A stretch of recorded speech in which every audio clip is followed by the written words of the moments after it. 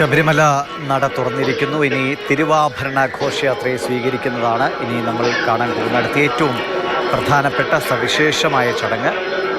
എല്ലാവരും കൃത്യമായ അനുഷ്ഠാന പാലനത്തിലൂടെ തിരുവാഭരണ ഘോഷയാത്രയെ വരവേൽക്കും. അത് വളരെ വൈകാരികമായ ഒരു ഭക്തിയുടെ നിമിഷം കൂടിയാണ് തിരുവാഭരണ ഘോഷയാത്രയെ വരവേൽക്കുന്നതും. നേരത്തെ നമ്മളോട് സംസാരിച്ച നടി ജലജയും ഒക്കെ ദർശനത്തിനായി എത്തിയിട്ടുണ്ട്. ഒരുപാട് പേർ സ്വാഭാവികമാണ്. മകരവിളക്ക് ദിവസം പരമാവധി ആളുകൾ അന്ന് എത്താൻ ശ്രമിക്കാറുണ്ട്. എത്തുന്ന എല്ലാ ഭക്തർക്കും ഒരുപോലെ ദർശന സൗകര്യം ഏർപ്പെടുത്താൻ ശബരിമലയുടെ സുരക്ഷാ ചുമതലയുള്ള DGP ശ്രീജിത്ത് അദ്ദേഹത്തിൻ്റെ നേതൃത്വത്തിലാണ് പോലീസ് സേന വളരെ സുശക്തമായി വളരെ കൃത്യതയോടുകൂടി ഈ സുരക്ഷാ പാലനം നടത്തുന്നത്. അദ്ദേഹത്തിൻ്റെ തന്നെ വാക്കുകളിൽ വില്ലാളി വീരനായ സേനാനായകനായ അയ്യപ്പൻ്റെ ഒരു പ്രധാന ദ്വാരപാലകൻ എന്ന വേഷമാണ് തനിക്ക്. അത് നന്നായി നിവർത്തിക്കാൻ കഴിയുന്നത് ഭഗവാന്റെ അനുഗ്രഹം എന്നായിരുന്നു ശ്രീജിത്ത് നമ്മളോട് അനന്തരോടും കണ്ണനോടുമൊക്കെ സംസാരിച്ചപ്പോൾ പറഞ്ഞത്. അത് അക്ഷരം പ്രതി ശരിയെന്ന വണ്ണം വളരെ കൃത്യമായി ശബരിമലയിലെ തിരക്ക് നിയന്ത്രണം, ഭക്തർക്ക് ദർശനത്തിന് സൗകര്യമൊരുക്കുന്നത്, ഭക്തരെ പമ്പയിൽ നിന്ന് കൃത്യമായി ഇടവേളകളിൽ കയറ്റിവിടുന്ന, അങ്ങനെ എല്ലാ കാര്യത്തിലും വളരെ സൂക്ഷ്മമായിട്ടുള്ള ഒരു പ്രവർത്തനം നടത്തിയതിൻ്റെ ഫലമാണ് ഈ മണ്ഡല തീർത്ഥാടന കാലം ഒരുപക്ഷെ കഴിഞ്ഞ കുറച്ച് വർഷങ്ങൾക്കിടയിലെ ഏറ്റവും സ്വച്ഛമായ ശാന്തമായ ഒരു തീർത്ഥാടന കാലമായി ഈ മണ്ഡലകാലം മകരവിളക്ക് മഹോത്സവം മാറുന്നു എന്നത്. Thiruvithamkoor Devaswom board president Shri PS Prasanth, രാവിലെ മന്ത്രി VN വാസവനൊക്കെ ഉണ്ടായിരുന്നു.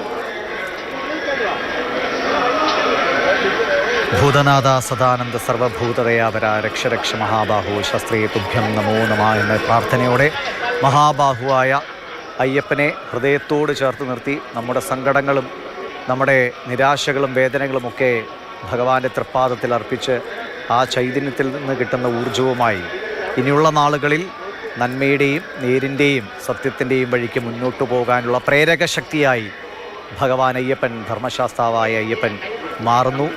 ആ കരുത്താണ് അവിടെ എത്തുന്ന ഓരോ ഭക്തനും അവിടുന്ന് സ്വീകരിക്കേണ്ടത്, ഏറ്റുവാങ്ങേണ്ടത്. പ്രത്യേകം പറയുകയാണ്, ഈ തിരക്കുള്ള ദിവസങ്ങളിൽ പ്ലാസ്റ്റിക് മാലിന്യങ്ങൾ നിക്ഷേപിക്കുന്ന അടക്കമുള്ള കാര്യങ്ങളൊക്കെ വളരെ കൃത്യമായ മുന്നറിയിപ്പുകളുണ്ടായിരുന്നു. അതൊക്കെ ഏറെക്കുറെ പാലിക്കപ്പെട്ടു എന്ന് തന്നെയാണ് മനസ്സിലാക്കുന്നത്. പലപ്പോഴും മേൽശാന്തി അടക്കം തന്ത്രി അടക്കമുള്ളവരൊക്കെ ഭക്തരോട് പല കുറി ആവശ്യപ്പെട്ടിട്ടുള്ളത് അനാവശ്യമായ വസ്തുക്കൾ ശബരിമലയിലേക്ക് എത്തിക്കുന്നത് ദയവായി ഒഴിവാക്കണമെന്നതാണ്. പ്ലാസ്റ്റിക്കുകളുടെ ഒരു കൂമ്പാരമായി നമ്മുടെ പ്രിയപ്പെട്ട പൂങ്കാവനത്തെ മാറ്റാതിരിക്കാനുള്ള ശ്രമം അത് അധികൃതരുടെയോ അല്ലെങ്കിൽ ദേവസ്വവും പോലീസോ മാത്രം വിചാരിച്ചാൽ നടക്കുന്ന കാര്യമല്ല. അവിടെ സേവനത്തിൽ ഏർപ്പെട്ടിരിക്കുന്ന അയ്യപ്പ സേവാ സംഘത്തിൻ്റെയൊക്കെ നൂറുകണക്കിന് വോളണ്ടിയർമാരുണ്ട്. അവരുടെ മാത്രം ഉത്തരവാദിത്വമല്ല, അവിടെ എത്തുന്ന ഓരോ ഭക്തൻ്റെയും ഉത്തരവാദിത്വമാണ്. അയ്യപ്പൻ്റെ പൂങ്കാവനം അത് ഏറ്റവും പരിശുദ്ധമായതാകണം, പ്രകൃതിയുടെ ഏറ്റവും ശുദ്ധമായ ഭാവത്തിലായിരിക്കണം പൂങ്കാവനമെന്ന് ഉറപ്പുവരുത്തേണ്ടത് അവിടെ എത്തുന്ന ഓരോ ഭക്തൻ്റെയും. ഒരു മിഠായി കവർ പോലും വലിച്ചെറിയാതെ അയ്യപ്പൻ്റെ ആ